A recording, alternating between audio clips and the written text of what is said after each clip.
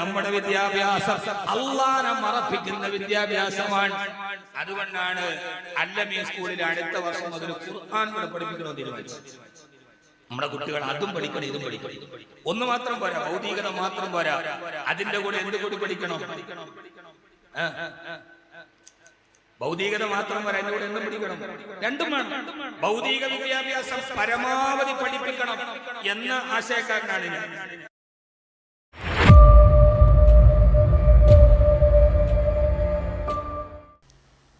അസ്സലാമു അലൈക്കും വറഹ്മത്തുള്ളാഹി.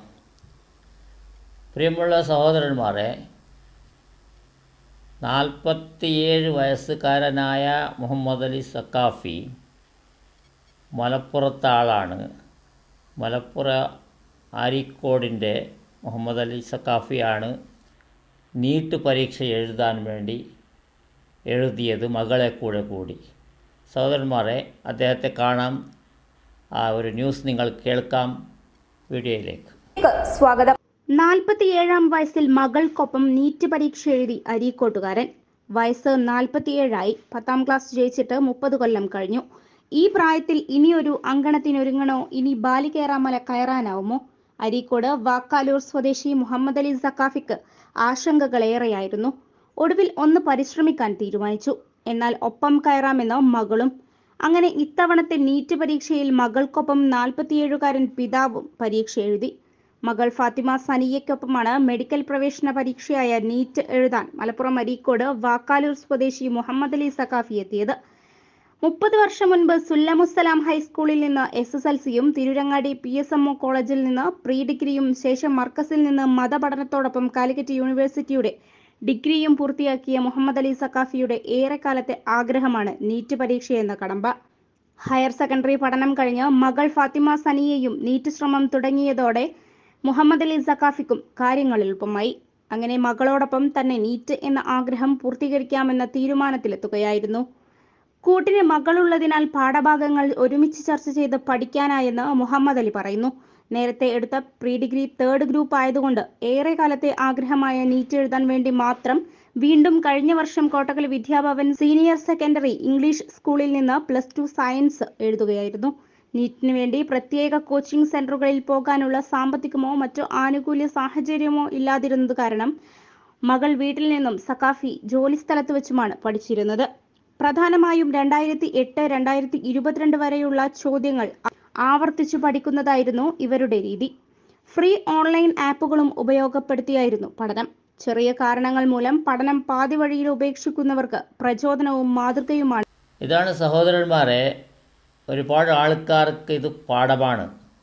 ജോലി ചെയ്യാതെ ജീവിക്കുന്നവർക്കും ഇത് പാഠമാണ്. അതുപോലെ ഓൺലൈൻ പിരിവ് നടത്തി ജീവിക്കുന്നവർക്കും ഇതൊരു പാഠമാണ്. പഠിച്ച് ഡിഗ്രി ആവുന്നതോടുകൂടെ ഓൺലൈൻ മജ്ലിസ് വീട്ടിൽ നിന്ന് തന്നെ ചെയ്ത് വരുന്ന പിരിവ് മാത്രം എടുത്ത് ജീവിക്കുന്നവർക്ക് അതിൽ നിന്ന് തന്നെ അവർ ജീവിക്കുന്നു, അതിൽ നിന്ന് തന്നെ വണ്ടി മേടിക്കുന്നു. എല്ലാ ചെലവും മറ്റുള്ളവരുടെ കാശിൽ നിന്നാണ് ചെയ്യുന്നത്. ഇവിടെ ബഹുമാനപ്പെട്ടവർ, ഈ മുഹമ്മദ് അലി സക്കാഫി എന്ന ഈ ഉസ്താദുണ്ടല്ലോ, ഇദ്ദേഹം സ്വന്തം മകളെ കൂടെ നീറ്റ് പരീക്ഷ എഴുതാൻ വേണ്ടി സ്റ്റഡി ചെയ്തതാണ്, എഴുതിയതാണ്. അതാണ് ഇദ്ദേഹമാണ് മാതൃക നിങ്ങൾക്ക്. എല്ലാവരും നല്ലപോലെ ചിന്തിച്ച് ചെയ്യുക. വയസ്സൊരു കാരണമല്ല, മനസ്സുണ്ടെങ്കിൽ എന്തും ചെയ്യാം.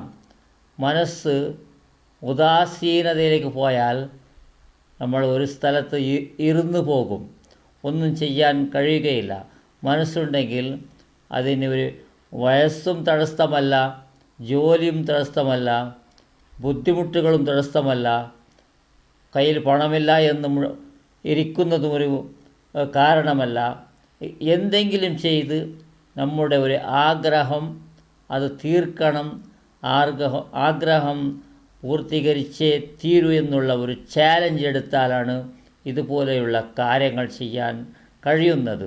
അതല്ലെങ്കിൽ നമ്മൾ ഏതോ ഒരു പണക്കാരനെ നോക്കിയിട്ടോ ഒരുപാട് സമ്പാദ്യമുണ്ടല്ലോ അവനിക്ക് എന്ന് എനിക്കും വേണമെന്ന് കരുതി ചെയ്താൽ അതൊന്നും അള്ളാഹു സ്വീകരിക്കാൻ വളരെ കഷ്ടമുണ്ട്. പറഞ്ഞാൽ നമുക്ക് പെട്ടെന്ന് പണം, പെട്ടെന്ന് കാറ്, പെട്ടെന്ന് വണ്ടി, പെട്ടെന്ന് കൂടെ ഒരു 4 ആൾ എല്ലാം വേണമെന്ന് കരുതിയാൽ അതൊന്നും ശരിയായ ഒരു രീതിയല്ല, ശരിയായ മാർഗമല്ല. ജോലി ചെയ്ത് ജീവിക്കണം. അതല്ലെങ്കിൽ ഇതുപോലെയുള്ള ജോലിയോടുകൂടെ ഇതിനൊരു ഉന്നത സ്ഥാനത്തിലേക്കും ഉന്നത പദവിയിലേക്കും ഉന്നത ഡിഗ്രിയിലേക്കും പോകണമെന്നുള്ള ഒരു ചാലഞ്ച് എടുത്ത് ചെയ്താൽ അതാണ് ശരി. അതാണ് ഇദ്ദേഹമാണ് മാതൃക. നിങ്ങൾക്ക് ആരെല്ലാം ഉണ്ടെന്ന് ഞാൻ പറയുന്നില്ല, അത് നിങ്ങൾ തന്നെ മനസ്സിലാക്കുക. ഇതിനെ കണ്ട് കേട്ട് ഇതുപോലെ തന്നെ ചെയ്യണമെന്നല്ല, ഓരോ ജീവിതത്തിൽ മാറ്റങ്ങൾ ഉണ്ടാകാൻ നിങ്ങൾ കഴിയുന്നത്ര പ്രയത്നിക്കണം. കഴിയുന്നത്ര നമ്മൾ അവലംബികളാകണം, പരാവലംബികളാകാൻ പാടില്ല. പരാവലംബികൾ എന്ന് പറഞ്ഞാൽ മറ്റുള്ളവരെ കാശ് കൊണ്ട് നമ്മൾ ജീവിക്കുന്നത്, മറ്റുള്ളവരെ കാശ് കൊണ്ട് മാത്രം നമ്മൾ ജീവിക്കുന്നത്. ഒരു വേലയില്ല, ഒരു കഷ്ടപ്പെടാനും പാടില്ല, ഒരു ഇസ്ത്രി പൊടിയാകാനും പാടില്ല, ഒന്നും പാടില്ല.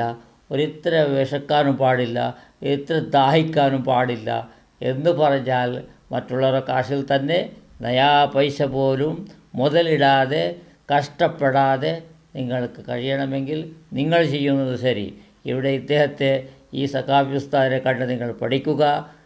ഇദ്ദേഹമാണ് നിങ്ങൾക്ക് മാതൃക, ഇദ്ദേഹമാണ് നിങ്ങൾക്ക് ഒരു വഴികാട്ടി എന്ന് ഞാൻ പറയുന്നു. ഇൻഷാ അല്ലാഹ്. അസ്സലാമു അലൈക്കും വറഹ്മത്തുള്ളാഹി.